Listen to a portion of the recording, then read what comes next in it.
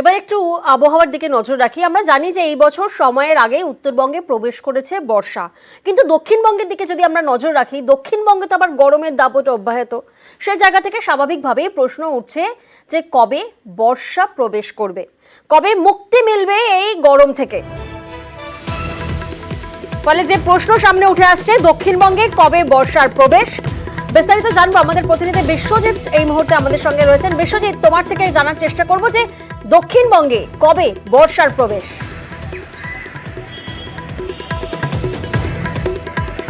দেখো, আমরা আগেই জানিয়েছিলাম যে মঙ্গলবার থেকে একটা আবহাওয়ার বদল আসবে। আজ সকাল থেকে সেই আবহাওয়ার বদল সবাই দেখতে পাচ্ছেন, কারণ মেঘলা আকাশ এবং হাওয়া দিচ্ছে, কোথাও কোথাও ছিটেফোঁটা বৃষ্টি শুরু হয়ে গেছে। আমরা যদি দেখি যে জেলার বিভিন্ন জায়গায় ছিটেফোঁটা বৃষ্টি হচ্ছে, গতকাল রাতেও বৃষ্টি হয়েছে দক্ষিণবঙ্গের দু এক জায়গায়, তবে এই বৃষ্টির পরিমাণ আরেকটু বাড়বে। আজ দক্ষিণবঙ্গের প্রায় সব জেলাতেই বিক্ষিপ্তভাবে বজ্রবিদ্যুৎ সহ হালকা থেকে মাঝারি বৃষ্টির সম্ভাবনা রয়েছে। যদিও পশ্চিমের জেলাগুলি সহ বেশ কিছু জেলাতে আজও গরম এবং অস্বস্তি থাকবে সকালের থেকে দুপুর পর্যন্ত, এবং তারপর বৃষ্টি হবে, বজ্রবিদ্যুৎ সহ বৃষ্টি। এবং আগামীকাল থেকে এই বৃষ্টিটাই ফেয়ারলি ওয়াইড স্প্রেড, অর্থাৎ বেশিরভাগ জেলার বেশিরভাগ অংশেই বৃষ্টির সম্ভাবনা থাকবে।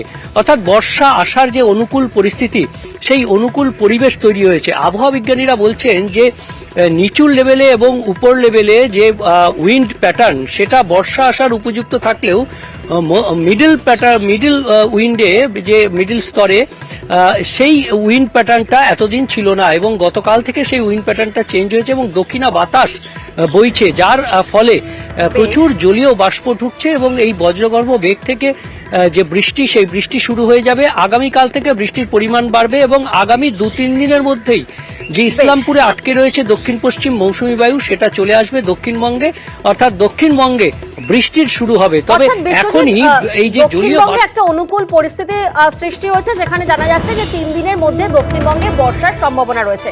এ তো গেল দক্ষিণবঙ্গের কথা, তবে একটু উত্তরবঙ্গের দিকে, সেখানেও তো নজর রাখতে হচ্ছে আমাদের। আপনাদেরকে জানিয়ে রাখি, উত্তরবঙ্গ, সেখানে দুর্যোগ বাড়ার আশঙ্কা করা হচ্ছে। দক্ষিণবঙ্গে একদিকে যেমন 3 দিনের মধ্যে বর্ষা প্রবেশ, তেমনই উত্তরবঙ্গে বাড়বে দুর্যোগ।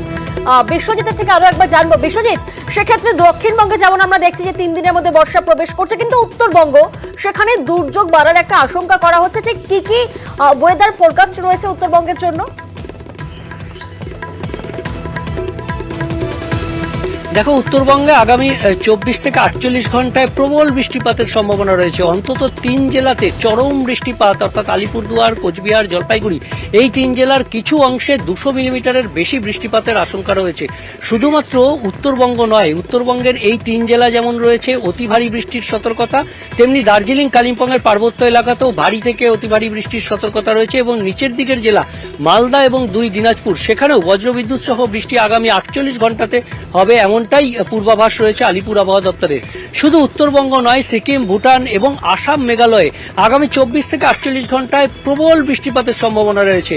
আর এই বৃষ্টিপাত হলে, তার জল নেমে আসলে নদীর জলস্তর উত্তরবঙ্গেও বাড়বে এবং পার্বত্য এলাকায় ধস নামার আরও একবার নতুন করে আশঙ্কা তৈরি হচ্ছে। অর্থাৎ আগামী 24 থেকে 48 ঘন্টা আরও গুরুত্বপূর্ণ হতে চলেছে। উত্তরবঙ্গে দুর্যোগে দুর্ভোগ আরও একটু বাড়তে পারে, নিচু এলাকা প্লাবিত হতে পারে। অর্থাৎ যে পূর্ব পশ্চিম অক্ষরেখা ছিল, সেই অক্ষরেখাটি একটু নিচের দিকে নেমে আসলেও তার টানে প্রচুর জলীয় বাষ্প যে ঢুকেছে, তার ফলেই এই উত্তরবঙ্গ সহ উত্তর পূর্ব ভারত এবং সিকিম, ভুটানেও প্রবল বৃষ্টিপাতের সম্ভাবনা আগামী 24 থেকে 48 ঘন্টায়। প্রিয়াঙ্কা, বেশ।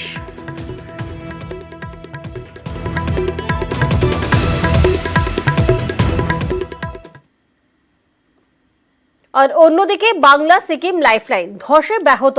10 নম্বর জাতীয় সড়কে ধস সারানোর কাজ চলছে। যে ছবি আপনাদেরকে দেখাচ্ছি, বাংলা সিকিম লাইফলাইন, যেখানে ধস নামে এবং 10 নম্বর জাতীয় সড়কে সেই ধস সরানোর কাজ চলছে, রাস্তা সারানোর কাজ চলছে চিত্রে ও মেল্লির মাঝে। প্রতিনিধি পার্থ এই মুহূর্তে আমাদের সঙ্গে রয়েছেন। পার্থ, সেক্ষেত্রে যান চলাচল কিভাবে হচ্ছে, পর্যটকদেরকে কিভাবে, যে ঘুরপথে কি তাহলে পর্যটকদেরকে যেতে হচ্ছে? যে একেবারে কিন্তু বাংলা সিকিম লাইফলাইন পুরোপুরি বন্ধ হয়ে গেল। একই তো চিত্রে এবং মেল্লির মাঝে যে 10 নম্বর যত ছোট ধসানো কাজের জন্য তিস্তা বাজার থেকে গ্যাংটক যাওয়ার ঘুরপথে চলছিল গাড়ি। একেবারে এবার কিন্তু যে শিলিগুড়ি এবং কালিম্পং, শিলিগুড়ি এবং গ্যাংটকের মধ্যে কিন্তু আবারও নতুন করে 10 নম্বর কালিম্পংয়ের লিকুইফাইড এবং এই 10-এর জেরে পুরোপুরি বন্ধ হয়ে গেল 10 নম্বর জাতীয় সড়ক, অর্থাৎ বাংলা সিকিম লাইফলাইন আপাতত বন্ধ। কালিম্পংয়ের পুলিশ সুপার তিনি স্পষ্ট জানিয়ে দিয়ে এখন এক বিবৃতিতে জানিয়েছেন যেহেতু অবিরাম বৃষ্টি হচ্ছে এবং নতুন করে পাহাড় থেকে বড় বড় বোল্ডার পড়ছে জাতীয় সড়কে, স্বাভাবিকভাবে ঝুঁকি এড়াতে, বিপদ এড়াতে কিন্তু ঘুরপথ অর্থাৎ শিলিগুড়ি থেকে ডুয়ার্স, গরুবাথান, লাভা রুট ধরে কালিম্পং এবং কালিম্পং থেকে মংসং রুট ধরে সোজা গ্যাংটক, অর্থাৎ আবারও কিন্তু চরম ভোগান্তি পর্যটক সহ নিত্যযাত্রীদের। কারণ আমরা জানি প্রচুর পর্যটক ওঠানামা করছে এই সময়ে এবং তাদের কিন্তু একটা ঘুরপথে ওঠানামা করতে হচ্ছে এবং যতক্ষণ না বৃষ্টি থামবে বা এই বোল্ডার পড়া কমবে সেই সময় পর্যন্ত কিন্তু জাতীয় সড়ক পুরোপুরি ক্লোজ থাকছে, এমনটা কিন্তু জানিয়ে দিলেন কালিম্পংয়ের পুলিশ সুপার।